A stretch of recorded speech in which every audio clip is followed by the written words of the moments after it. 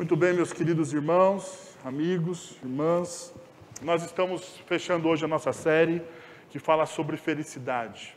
Felicidade, né? Nós estamos fechando, como a gente costumava fazer, né? Nós fechávamos as nossas séries com a ceia, né? Então, depois de um vasto tempo, a gente vai conseguir fazer isso aqui. E, bom, mas eu queria hoje tratar, nesse último tema, talvez um dos grandes vilões, né, da nossa espiritualidade e que ele emana do nosso coração. Então, ele é um dos grandes vilões que eu acredito que muitas vezes retira a nossa alegria, rouba a nossa felicidade e, por incrível que pareça, né, nós não conseguimos lidar com ele de maneira tranquila. Eu estou falando da culpa. Da culpa. Quem nunca aqui se sentiu culpado por alguma coisa que fez e esse negócio foi remoendo o coração? Talvez o sentimento de culpa é o sentimento mais mortal dentro da espiritualidade cristã. Mais mortal. A culpa nos paralisa, a culpa tira o nosso sono, a culpa rouba a nossa alegria, a culpa, ela corrói a nossa devoção a Deus. Ela corrói a nossa devoção a Deus. Bom, deixa eu falar um pouquinho para vocês. Tem um livro chamado do Paul Tournier, pela editora Ultimato, chamado Culpa e Graça. E nesse livro ele diz o seguinte, ó. Ele é um médico, né? Ele faz uma perspectiva teológica médica. Não sei se existe isso, né? Mas ele é um cristão muito sério. E dentro disso ele está escrevendo sobre culpa, sobre graça e fazendo uma intersecção sobre medicina e teologia. Então, ele diz o seguinte: uma medicina que leva em consideração todos os fatores que entram em jogo em uma doença e na sua cura. O sentimento de culpa é um desses fatores. Presta atenção. Paul Tournier está dizendo, olha, uma medicina séria, uma medicina holística, uma medicina que contempla todos os meandros da complexa máquina chamada ser humano, ela tem que olhar para todos os fatores, para a cura, para entender a doença e para conseguir chegar à cura. Nesse sentido, ele fala, o sentimento de culpa é um desses fatores. E não é dos menores, basta lembrar um caso muito simples, a insônia devido ao remorso. Bem mais numerosos e muito mais complexos são os casos em que a culpa tem um papel patogênico e onde a sua solução contribui para a cura. Uau! É um médico falando. É um médico. Ele falando assim, olha, que a culpa, ela nos corrói. A culpa é como aquele, talvez seja até mesmo uma imagem forte, mas eu vou usá-la para você entender o que eu quero dizer. A culpa, ela é como um câncer invisível, que corrói a nossa alma. E que cria, sim, patologias visíveis no nosso corpo. E ele continua, né? Um outro estudioso diz o seguinte, ó. Ao cometer um erro, ao invés de pensar, me desculpe, eu cometi esse erro, a culpa tóxica nos leva a dizer, me desculpe, eu sou um erro. Uau! Talvez isso seja um sintoma exacerbado da culpa. Ao invés da pessoa olhar e falar assim, não, me desculpe, eu cometi simplesmente, e nós vamos cometer, né? O ser humano, ele vive a cometer erros, equívocos, né? Falas mal ditas, né? mal interpretadas, a gente faz isso o tempo todo. Agora, presta atenção, essa culpa, muitas vezes, quando não tratada, ela faz com que a pessoa pense que ela não cometeu um erro. Mas ela pensa que quem é o erro? Ela é o erro. Ela é o erro. Paul Tournier, ele volta e ele diz assim também, toda culpa reprimida dá lugar à resposta agressiva. Toda culpa reprimida dá lugar à resposta agressiva. E ele começa então a falar sobre a violência dentro dos relacionamentos. Quantas vezes você, movido não por um sentimento de indignação, mas por um sentimento de culpa, você não provocou verdadeiros desastres relacionais dentro da sua família? Quantas vezes isso traz um sentimento assim de revide? E você acaba revidando em pessoas, querendo revidar em você mesmo. Porque é uma culpa que você não consegue lidar. Então você, movido por aquele sentimento que vai corroendo a sua alma, você chega em um determinado momento e você começa a fazer o quê? Revidar nas pessoas à sua volta. A culpa por um fracasso pode levar a pessoa a procrastinar o quê? Projetos. Quando você tem um projeto e você não consegue terminar aquele projeto, você desiste. Sabe o que muitas vezes acontece? No próximo projeto você fala o quê? Melhor não. Eu não consigo. Eu não sou capaz. E você percebe, você vai criando uma imagem autodestrutiva de você mesmo. Mas tudo isso tem a ver com a culpa. Ainda, a culpa pode nos levar a um sentimento de autodepreciação. Como quando ele diz o seguinte: como eu sou estúpido, você nunca vai conseguir mudar mesmo. Quantas vezes a gente não pensa assim? Me desculpa a franqueza, né? Porque às vezes fala que nós somos estúpidos, né? Mas é você falando com você mesmo. Como que eu sou estúpido? Como eu não consigo mudar isso? Eu não consigo melhorar, não consigo avançar. Quantas vezes você pensa dessa forma? René Brown, ele diz o seguinte: sentimentos de autodepreciação, ao invés de pesar, me desculpe, eu cometi um erro, a culpa tóxica nos leva a dizer que nós somos um erro. Bom, eu coloquei aqui, acho que eu repeti. Bom, Lewis disse o seguinte: o indivíduo que continuamente renomeia o passado possui medo do descontrole. Seguem a ideia de não posso jamais errar, como um imperativo de vida, às vezes de forma inconsciente. A culpa também, sabe o que faz com a gente? Nos transforma em pessoas legalistas. O meu mote vira: não posso mais errar. Não posso mais errar. E você transforma isso não somente em você, uma pessoa legalista, mas as pessoas que estão à sua volta, você transforma elas em pessoas perfeccionistas.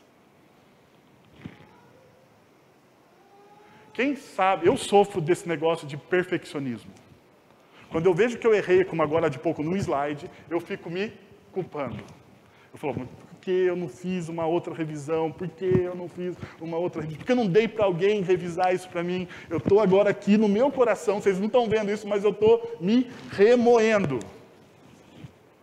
Isso pode me transformar, dentro da espiritualidade cristã, em um legalista. Sabe por quê? Porque dentro da espiritualidade cristã, eu vou me apegar ao quê? Às regras. E quando eu me apego às regras, às leis, aos mandamentos, e retiro dessas regras, as leis, os mandamentos do Senhor, toda a graça que existem nele, eu me torno o quê? Um legalista. E a pior face de um legalista dentro do Evangelho são os fariseus. A pior face de um legalista dentro dos evangelhos, personificado nos evangelhos, são os fariseus, os escribas e os mestres da lei. Sabe por quê? Porque o legalista, ele coloca um peso sobre a pessoa que muitas vezes ele não cumpre. Perceba, ele se torna uma pessoa hipócrita. Ele não cumpre, mas ele é legalista, ele é perfeccionista, e ele olha na outra pessoa como um alvo para ele cumprir aquilo que ele não consegue fazer. E daí ele joga o peso sobre a pessoa. Eu não sei vocês, mas talvez, será que você nunca jogou ou nunca colocou um peso sobre alguém? Sobre uma atividade que deveria ser sua, mas você foi lá e falou assim, não, você tem que fazer isso, você precisa fazer dessa forma. Mas assim, você nunca fez daquilo.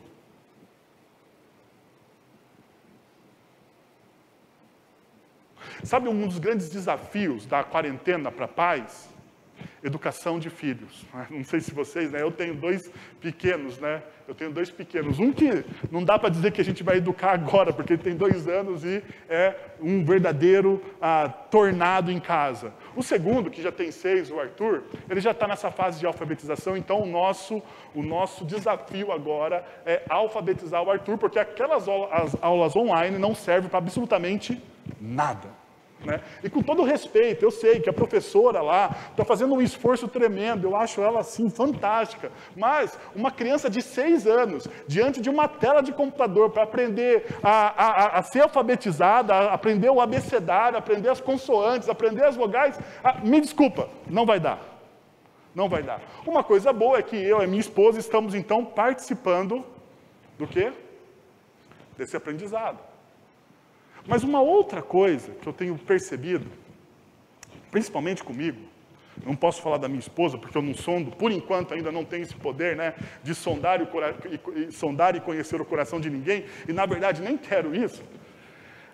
Mas falando de mim, outro dia eu estava conversando, o Arthur falou assim, eu não quero estudar. Eu não quero estudar, estudar é chato. Estudar é chato, papai. Estudar é uma perda de tempo. Para que eu preciso estudar? Para onde isso vai me levar? Olha só, um garoto de 6 anos, né? Com esses questionamentos. Daí eu olhei para ele e falei assim, filho, mas você vê o seu pai sempre estudando. Você vê que o papai gosta de estudar. Por que você não faz isso? Pergunta. É uma verdade o que eu falei para o meu filho?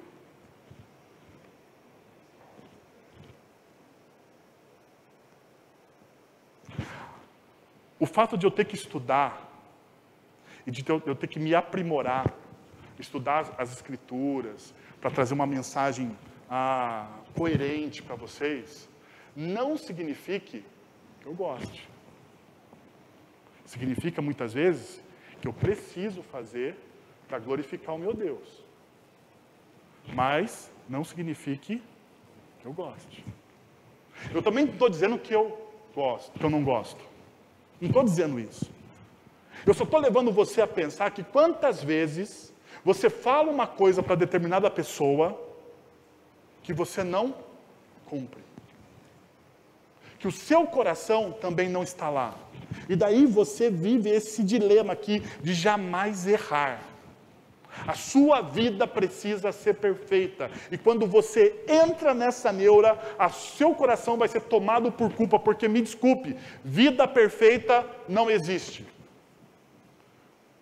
Eu sei que as histórias lá da Disney e outras tantas coisas, vai dizer que nós vamos ser felizes para sempre. Mas neste momento da história, o felizes para sempre não existe. O felizes para sempre existe na espiritualidade cristã a partir do momento que você se encontra com Cristo na história. Ok? Ou melhor dizendo, na hora que Cristo voltar, né, na sua segunda vinda, romper os céus, reestabelecer a ordem de todas as coisas, daí ok, você pode me dizer, Wellington, seremos felizes para sempre. Mas neste momento, felizes para sempre não existe. E se você não souber lidar com isso, vai te gerar culpa. Ainda, o texto, ele nos diz o seguinte, o artigo diz o seguinte, a culpa leva o indivíduo à busca de alcançar o ideal de perfeição e para isso precisa estar sempre certo. Você já conversou com gente que sempre está certa? Não uma coisa assim desagradável. Para não dizer outra coisa, né? estamos aqui dentro de uma comunidade cristã, daqui a pouco nós vamos ceiar, então não vou dizer outra coisa. Mas não é desagradável você lidar com gente que está sempre certa. Sempre certa. Sempre dona da verdade.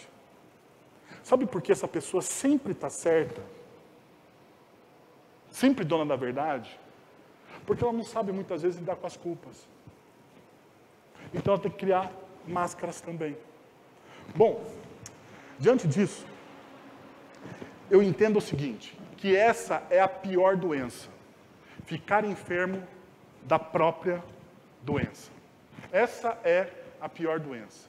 Ficar enfermo da própria doença. A pergunta é, como a gente se livra disso?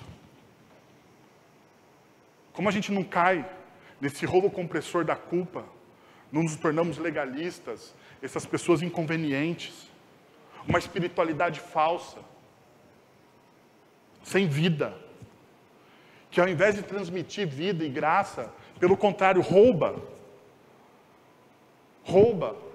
vida e graça das pessoas. Como? Bom, eu queria ler com vocês Romanos capítulo 4, a partir do verso 1. Romanos capítulo 4, a partir do verso 1, diz o seguinte: portanto, que diremos do nosso antepassado Abraão?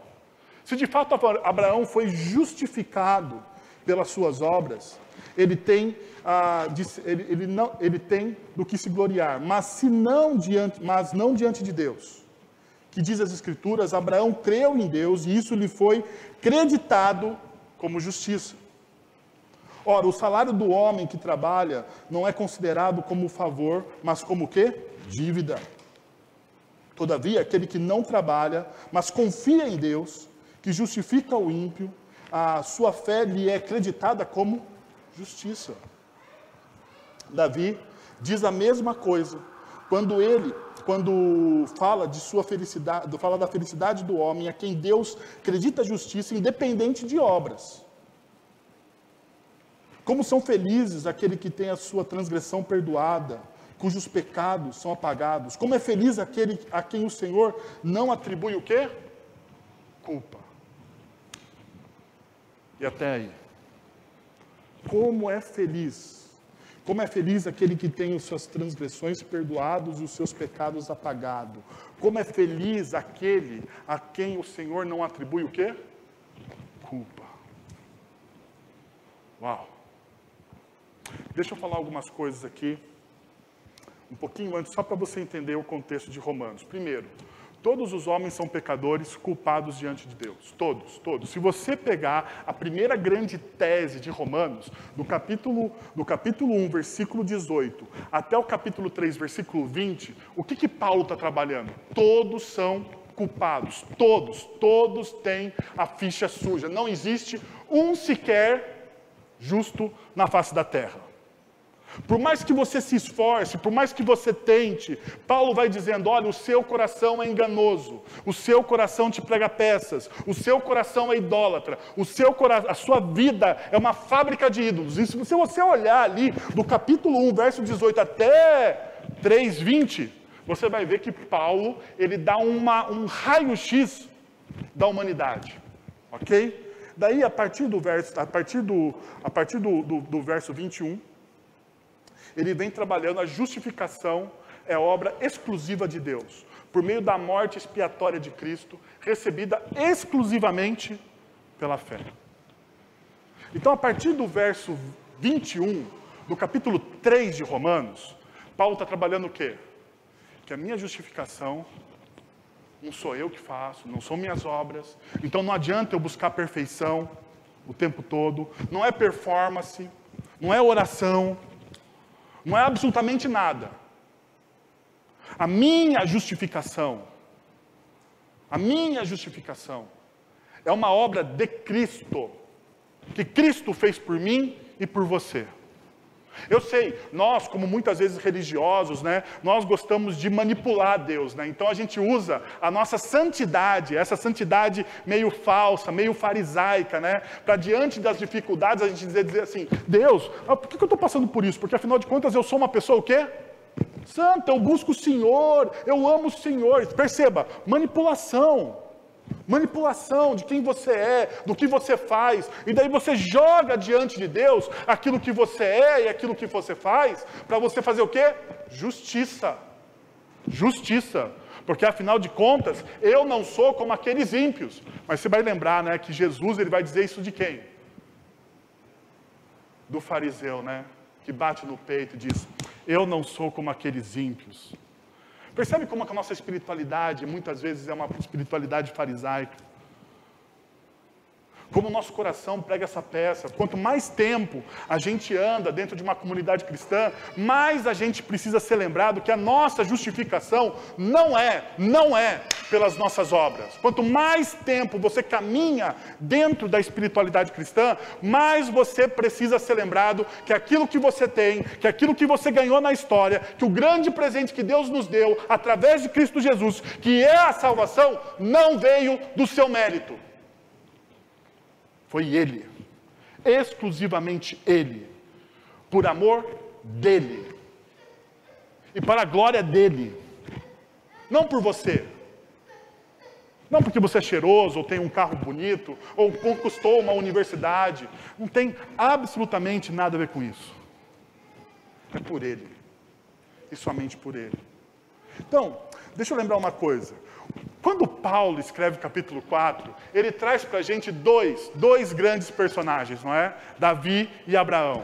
E eu gostaria de ter com vocês essa primeira ideia aqui. Felicidade é não viver na esfera da culpa, é não desistir de caminhar. Preste atenção no que o texto diz. Verso 1, portanto, que diremos do nosso antepassado Abraão? Paulo está lembrando os seus ouvintes de quem era Abraão. Agora a gente tem um grande problema quando a gente pensa em heróis da fé. Eu não sei se é com você também, porque todo nosso herói, né, toda pessoa que a gente idealiza, ela é o quê?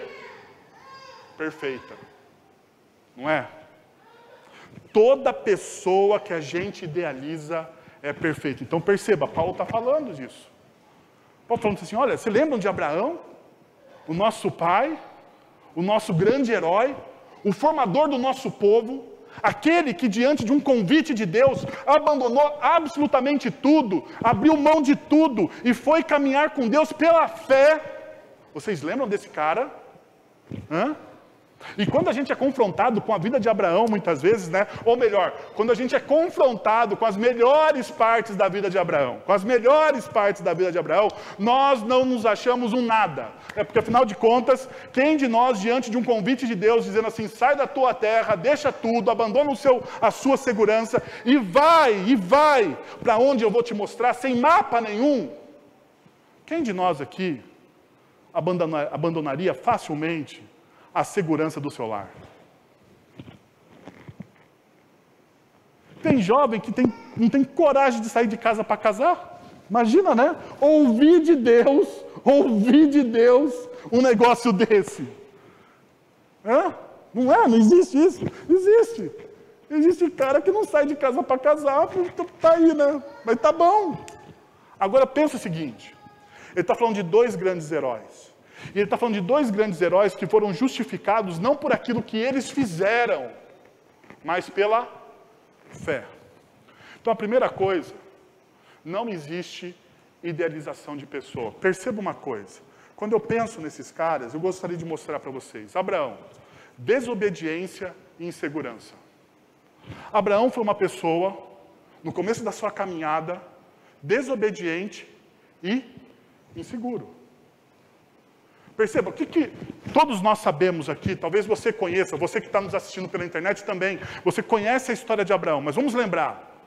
Abraão está na sua casa, num belo dia, tomando suco de laranja, e ele ouve uma voz, Deus dizendo para ele, sai da sua terra e vai para a terra que eu vou te mostrar. Vou te fazer o pai de uma grande nação. Vou te dar filhos. Detalhe, né? Abraão já era passado de idade, sua esposa era estéril, uma grande promessa. Mas para você conquistar isso, Abraão, você precisa sair da tua casa e fazer o que eu estou lhe pedindo. Abraão tinha que sair com quem da casa dele? Sozinho, não era? Ele, a esposa e o que ele Tinha. Presta atenção o que o texto de Gênesis, a partir do verso 4, Gênesis 12 diz: Partiu Abraão como lhe ordenara o Senhor, e Ló foi com ele. Quem é Ló? Preste atenção. Abraão tinha 75 anos quando saiu de Harã. Levou sua mulher Sarai, ok? Seu sobrinho Ló, ok? Errado, né? Não era essa a instrução. Presta atenção na seguinte, depois da vírgula. Todos os bens que haviam acumulado e os seus servos. Todos os bens de quem? De Abraão e de Ló. Ló também tinha bens. Ló não era um oportunista. Ló também tinha bens. Perceberam? Desobediência. Vou levar o meu sobrinho, que também tem bens, que também tem os rebanhos, que também escravos, pastores. Porque se você segue a narrativa de Gênesis, mais à frente, Ló tem uma discussão com Abraão. Sobre o quê? Espaço para os pastores cuidarem de seus rebanhos. Não é isso? E Abraão tem que ir para o deserto e deixar Ló diante das planícies verdes. Perceberam o grande problema que aconteceu na vida de Abraão? Mas ele foi desobediente e inseguro. Essa é uma pessoa que tem fé? Ainda, caráter duvidoso. Um caráter duvidoso. Mas por quê? Você pega Gênesis capítulo 12, Abraão diz que Sarai, sua esposa, é o quê? Sua irmã. Uma meia-verdade. Uma meia-verdade.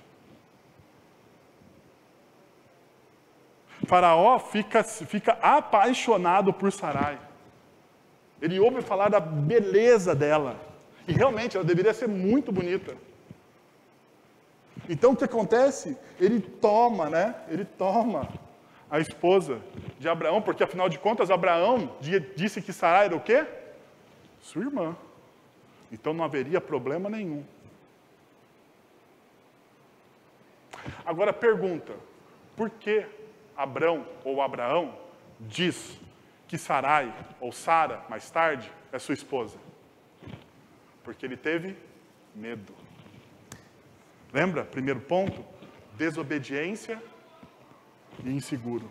Porque em Gênesis 12, Deus tinha prometido que ele estaria com quem? Com Abraão. Presta atenção. Deus disse, vou estar com você. Quem te abençoar, eu vou fazer o quê? Eu vou abençoar. E quem te amaldiçoar, consequentemente, eu vou fazer o quê? Também. A mesma coisa. Perceberam? Agora pensa o seguinte, você que é casado. Se o seu esposo, diante de uma bifurcação para se defender, não estou dizendo que é esse o problema, porque talvez a gente não tenha esse problema na história. Mas o seu esposo, que deveria defender a esposa, diante de uma situação, ele coloca a esposa na frente e fica atrás se protegendo. O que você me fala desse cara? Um baita de um líder, né? Um baita de um líder. Sabe mais qual que é o problema? É que Abraão fez isso 2 vezes. Ele faz 2 vezes com a esposa a mesma coisa. Gênesis capítulo 20.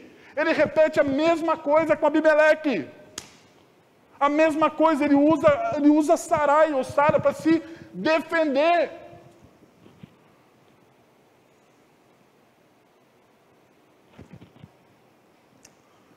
Ainda, ele duvida do caráter de Deus. E talvez aqui para mim seja o principal ponto de Abraão.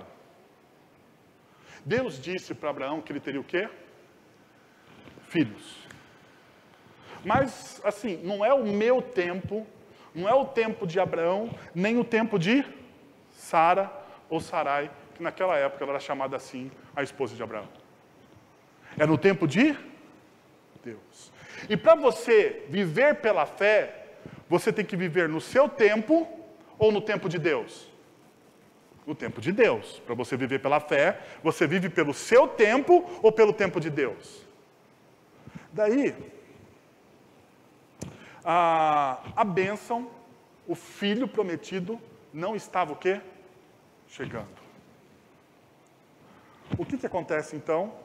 Gênesis capítulo 16. Ora, Sarai, mulher de Abraão, não lhe dera nenhum filho, como tinha uma serva egípcia chamada Agar. Disse Abraão, já que o Senhor me impediu de ter filhos, mas havia uma promessa de quem ia dar filhos. Olha só a mulher dizendo, já que o Senhor não fez no meu tempo, a culpa é de quem? É do Senhor. Lembra Gênesis capítulo 3? A culpa é de quem? É de Deus também. Sempre assim, né? Sempre assim. A gente duvidando do caráter e da bondade de Deus. Sempre assim. Desde Gênesis capítulo 3, desde a queda é assim. A gente duvidando do amor e da aliança que Deus tem com a gente. E a gente vai duvidando do caráter de Deus. A gente fala que a gente confia, mas a gente faz a mesma coisa. A nossa boca muitas vezes está com essa fala de Sarai na nossa boca. Olha, o Senhor impediu de ter filhos. Possui então o quê? A minha serva. Talvez eu possa formar família por meio dela. Mais uma vez Abraão fez o quê? Atendeu a proposta de Sarai. O que Abraão, que ouviu a voz do Senhor, que saiu da sua casa, que caminhou pelo deserto, que experimentou da bondade do Senhor, o que Abraão precisava falar aqui? Filha, não. Porque afinal de contas, o Deus que eu sirvo disse que vai dar. E nós vamos fazer o quê? Confiar. Porque é isso que é viver por fé. É isso que é viver por fé. Mas quando você abre o texto de Isaías, ele fala que Abraão foi tido como amigo de Deus. Agora, sabe por quê? Porque apesar de todas essas falhas que Abraão teve, ele não desistiu de caminhar. Sabe por quê? Porque a fé não tem a ver com a sua performance. Porque nós vamos cair, Deus sabe disso. Deus sabe que nós vamos duvidar do nosso do caráter dele. Você acha que para Deus é alguma novidade que aconteceu? Deus foi pego de calça curta porque Abraão duvidou do caráter dele. Você acha mesmo? Você acha que quando Deus na eternidade ouviu o que Sarai e Abraão estavam falando aqui, você acha que Deus ficou desesperado porque eles não confiam em mim? Não! Deus sabe quem é a humanidade. Deus sonda e conhece os corações. Deus penetra na nossa vida e entende quem nós somos.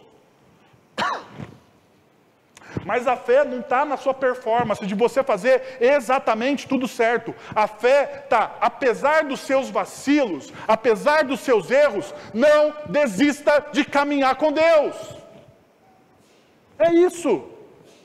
Mas a gente pode pegar o outro grande exemplo.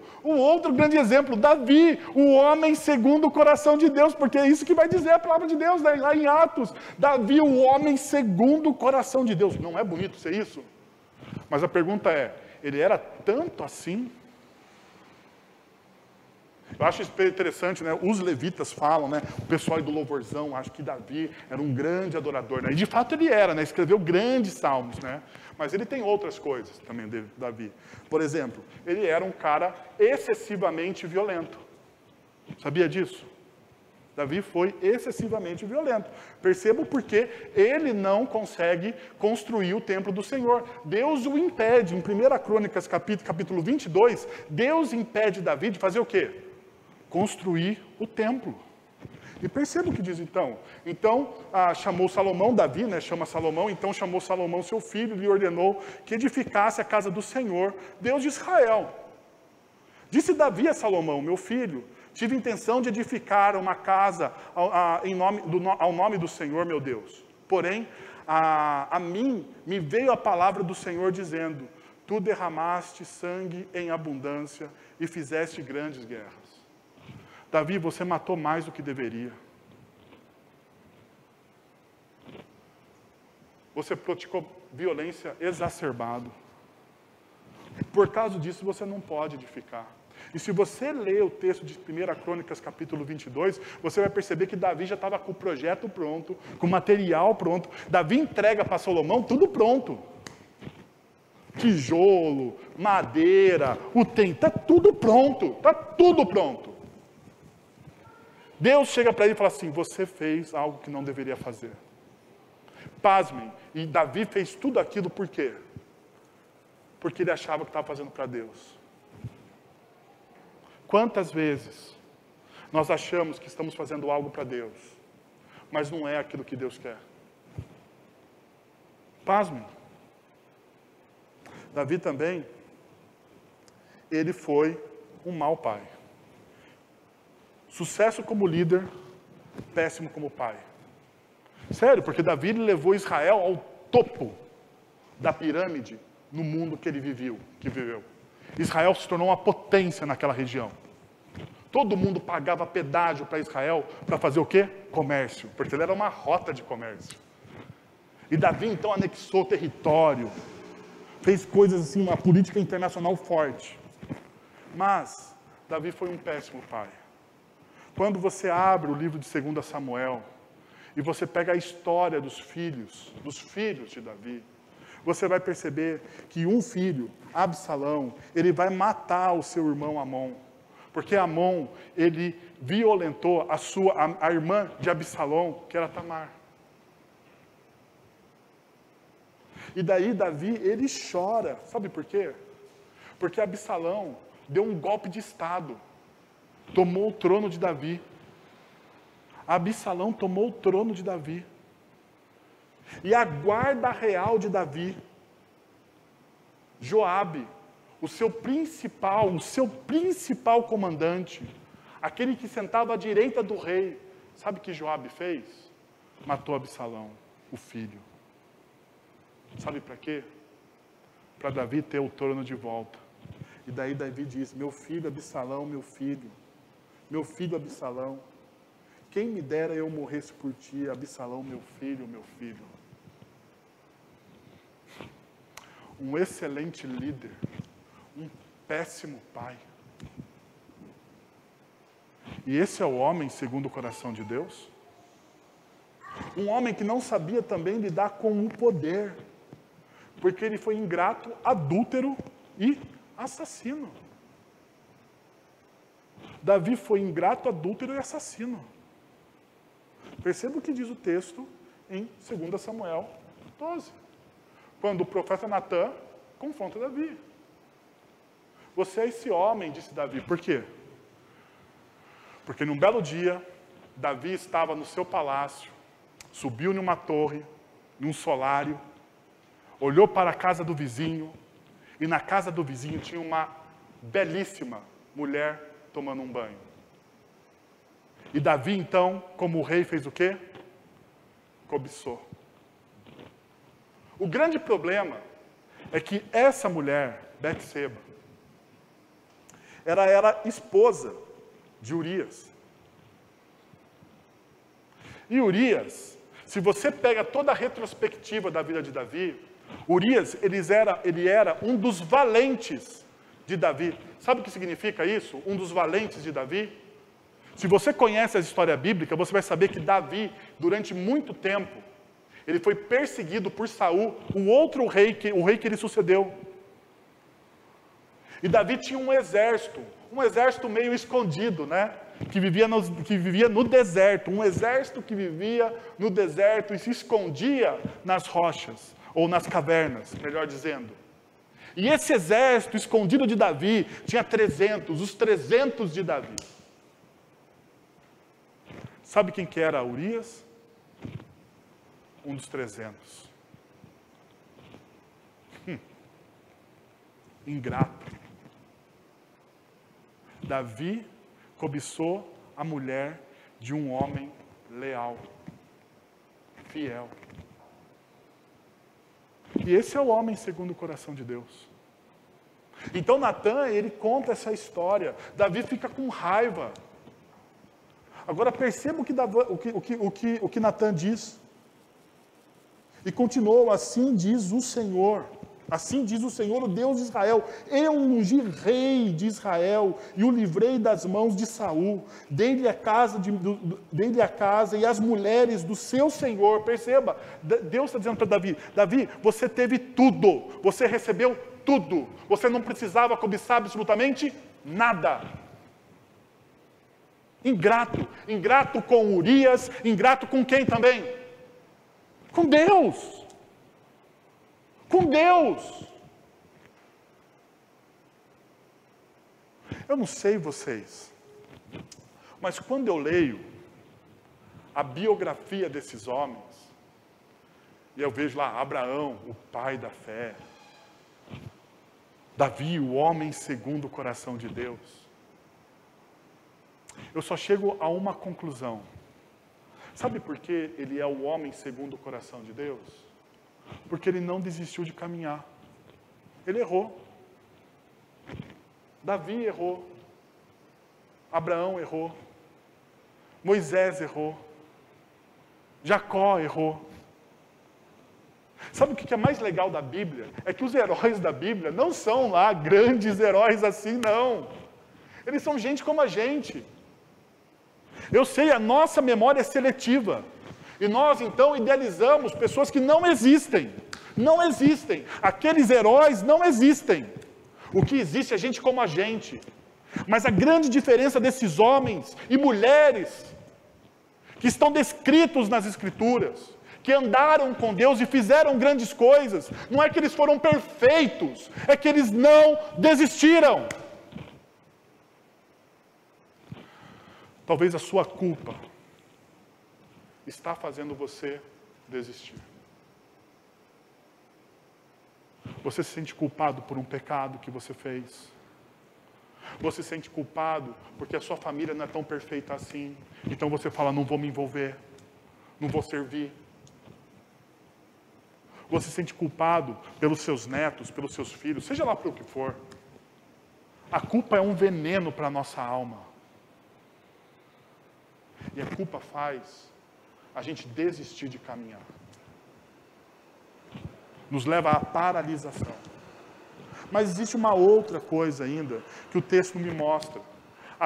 A felicidade plena é entender que a graça é uma plataforma para o seu crescimento. Entenda isso. A graça é uma plataforma para o seu crescimento. Eu tenho muito cuidado em falar isso para você, porque isso aqui não é uma palestra de coach espiritual, tá bom? Então, não é uma palestra de coach espiritual. Mas perceba o que diz o texto. Ele fala sobre felicidade e depois ele fala sobre creditada justiça. Não é isso que o texto está dizendo? Felicidade, ou seja, ele fala de felicidade creditada justiça. Perceba que essa creditada justiça é conferir, é dar a alguém. Conferir é uma metáfora de passar para a conta de alguém. Ou seja, alguém que está zerado na conta e essa pessoa recebe o quê? Um crédito. Certo? Esse creditar aqui é isso. É um crédito. É até uma linguagem bancária. Daí o texto, ele diz assim, ele é creditado o quê? Justiça. E essa justiça aqui, em um sentido mais amplo, é o estado daquele que é como deve ser. Ou seja, sabe o que está dizendo aqui? Que através da justiça de Deus, através da fé, da obra de Cristo Jesus na sua vida, Deus, Ele acredita em você. Ele coloca em você algo que você não tem. Porque a sua conta está zerada. E Ele coloca algo que você não tem, que te faz você ser aquilo que você deveria ser. Porque Deus, Ele olha para você a partir de quem? A partir de Cristo Jesus. E Jesus foi a pessoa perfeita, o ser humano perfeito. Então, quando Deus me olha, Ele não me olha exatamente como eu sou. Jesus, Ele entra na frente. E ao entrar na frente, Deus me olha como Jesus é. E daí sabe o que Ele faz? Ele acredita justiça, aquilo que eu deveria ser. E aquilo que eu deveria ser é a comunhão que o Espírito Santo nos dá através da unção dele. O Espírito Santo vem e nos dá o quê? Dons. Porque você não tem dons. Não os dons naturais, os dons espirituais. Os dons de servir, o dom de amar, graça, misericórdia, hospitalidade. Coisa que você muitas vezes não tem. Coisa que muitas vezes eu não tenho. Mas é isso que o texto está dizendo, que Deus, em Cristo Jesus, Ele vai e Ele nos acredita essa justiça. Ele nos faz ser aquilo que de fato nós deveríamos ser. Então, quando Paulo está escrevendo Romanos, ele fala exatamente isso. Romanos capítulo 3, versículo 24. Sendo justificados gratuitamente por sua graça. Por meio do quê? Por meio da redenção que há em quem? Cristo Jesus. Agora perceba, versículo 32 do capítulo 8. Aquele que não poupou o seu próprio filho, mas entregou por todos nós, como não há de nos dar juntamente com ele o quê? E de graça, todas as coisas. Mais uma vez aqui, aula de grego para vocês. O que significa todas as coisas? Todas as coisas. É a melhor tradução que existe para esse texto aqui. Todas as coisas. Que através de Jesus, do seu próprio filho, daquilo que Jesus fez na cruz, perceba a acreditação de justiça. Aquilo que Jesus, aquele que não poupou o seu próprio filho, mas entregou por nós. Como não nos dará, ou seja, não vai acreditar na nossa conta, o quê? Todas as coisas. É isso que Deus fez por nós, em Jesus. Deus te deu todas as coisas. Então você não precisa viver nessa esfera da culpa e do medo. Você não precisa desistir do seu caminho. Deus te deu exatamente todas as coisas. E por último, a felicidade é saber que em Cristo Jesus existe o quê? Recomeço. Agora perceba o que o texto diz. Um salmo. Paulo cita um salmo de Davi aqui.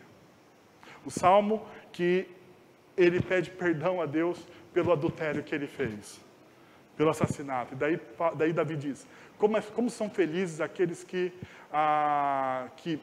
têm suas transgressões perdoadas, cujos pecados são apagados. Como é feliz aquele ao qual o Senhor não atribui culpa. Uma das coisas mais difíceis que eu julgo na vida de um ser humano é o recomeço. Recomeçar um casamento, recomeçar uma profissão, esquecer das coisas que para trás ficam e seguir para o alvo é uma das coisas mais difíceis que um ser humano pode fazer. E essas coisas difíceis que nós precisamos fazer às vezes, dentro dos nossos relacionamentos, do nosso casamento, do nosso relacionamento com filhos, esses recomeços que precisam ser despidos da culpa, que os pecados, esses erros que nós cometemos na nossa história, precisam ser apagados pelo sangue de Jesus. Isso você só alcança com o dom de Deus, que é a fé, que Ele dá a você. É uma das coisas mais difíceis. Mas hoje, gente, hoje, nós estamos diante da mesa do Senhor, da aliança que Jesus fez comigo e com você, uma aliança perpétua, uma aliança de amor, uma aliança de recomeços, uma aliança de recomeços. E talvez nessa noite, você que está nos assistindo, você que está aqui, precisa recomeçar. Talvez você desistiu, você abriu mão do seu filho, você abriu mão do seu casamento, você abriu mão da sua vocação, você abriu mão da sua felicidade. E você precisa recomeçar.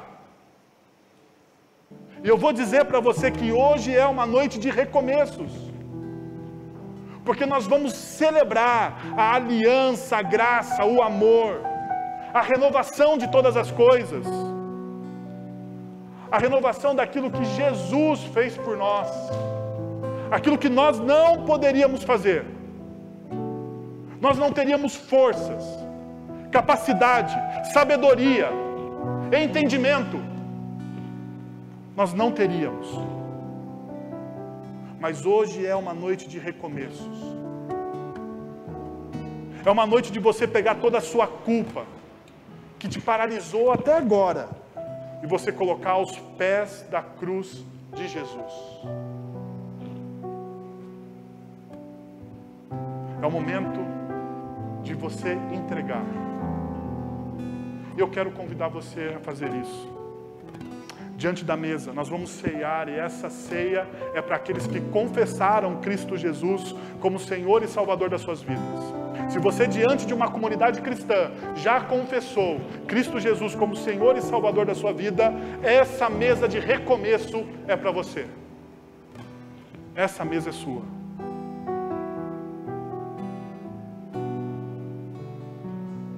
Quero convidar você a se colocar em oração. Enquanto a gente ora,